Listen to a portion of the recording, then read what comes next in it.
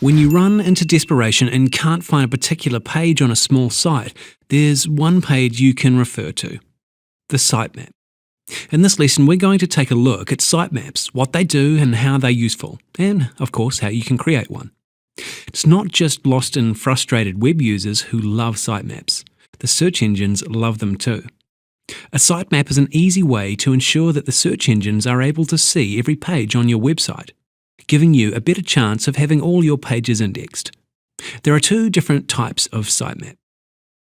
This type of sitemap is designed for humans, although the search engines find them handy as well. These are just normal HTML pages full of links to all the pages on your website. This page is usually accessible through a small link in the footer of your page. There is no need to make it a giant, obvious link in your navigation. There's nothing special you need to do to create this page. Just create it like any other HTML page. The second type of sitemap you should be familiar with is commonly called a Google sitemap, even though it's used by Google, Yahoo and MSN. It looks kind of like this. It's not really human-friendly unless you like reading XML, but it contains a lot more information for the search engines than the traditional sitemap, such as change frequency. This tells the search engines how frequently the page is likely to change. For instance, your privacy policy probably won't change very regularly, so you might set it to yearly. Your blog, on the other hand, might change every day, so you could set it to daily. As with most information on the sitemap, what you say here is simply taken as a hint by the search engines. Even though you say that your page changes hourly, you might not find the spiders crawling your site every hour. Similarly, you might find them wandering through your yearly page more regularly than you suggested. Priority. Which is the more important page on your site, your homepage or your Contact Us form? Sitemaps allow you to give a weight or priority to your pages relative to each other. The value ranges from 0.0 for your least important page up to 1 for your most important page, with the default value being 0.5. Because you're talking about pages that are relative to each other, you can't go in and say that all your pages are the most important pages. This makes them all look the same to the search engines and completely defeats the purpose. The idea is that you should give a higher priority to pages like your index page, your reviews pages, and other pages that you really want to see in the search engines. You should give lower priority to pages that don't really need to be in the search engines. This information might help the search engines choose between different pages on the same site. It won't affect your search engine rankings, but at least you won't find your Contact Us page starring in the search engine listings while your articles are left on the curb. The last modified. This tells the search engines when your page was last changed. The idea being that if they see from this that your page hasn't changed, they might not bother to spider it again, thus saving a bit of time and energy. In reality, the search engines have other ways of determining whether a page has been updated, so it's not really necessary to include this one. Particularly if you're updating your sitemap by hand, this could get very tedious. And creating a Google XML sitemap? It is possible to write your sitemap by hand. The language is quite simple, but it's a long and arduous process if you have a lot of pages. A better idea is to use an XML sitemap generation tool.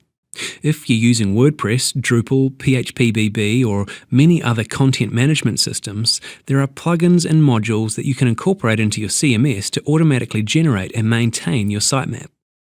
There is also a plugin for Dreamweaver which you can run to generate your sitemap.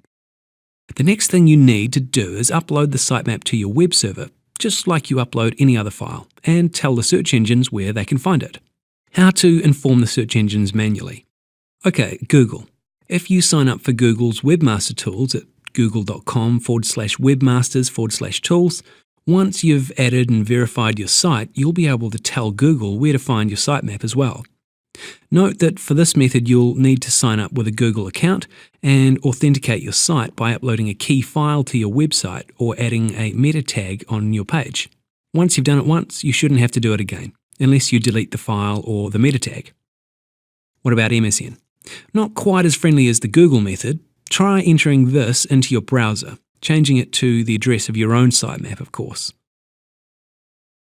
Yahoo. The method for Yahoo is similar to the one for Google. You need to add your site to Yahoo's Site Explorer service, and from there you can add a sitemap. You'll need to sign up for a Yahoo account if you don't already have one, and authenticate your site by uploading a key file or adding some metadata to your page. What about with the robots.txt file? If all this seems like a lot of jumping through hoops, then there's an all-in-one solution, adding one line of code to your robots.txt file. Each time a web crawler visits your site, the first thing it looks for is a robots file. This is the place where you tell the crawlers and other robots which pages you don't want them to access or index. If they're polite crawlers, and most of the search engine ones are, they'll respect the wishes of the robots.txt file. It's also a good place to tell them about where to find your sitemap. The main search engines are guaranteed to see it if you put it in there. To add your sitemap, just add this one line of code to your robots.txt file. You can paste it anywhere inside the file. It actually doesn't matter. Of course, replace the example address with the address of your actual sitemap. Make sure it's a full URL, including the HTTP and your domain name, just like in the example above. You can add more than one sitemap if you need to.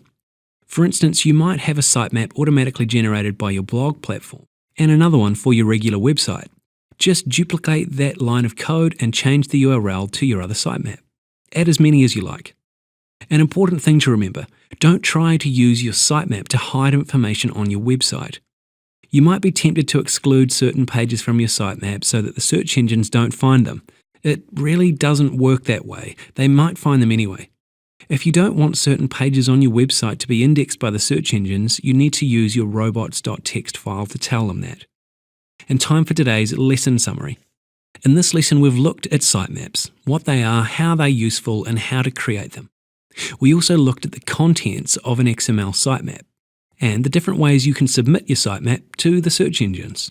I hope this has been helpful, and that's all we've got time for today. Thanks so much for watching, and we'll see you again soon. Bye for now.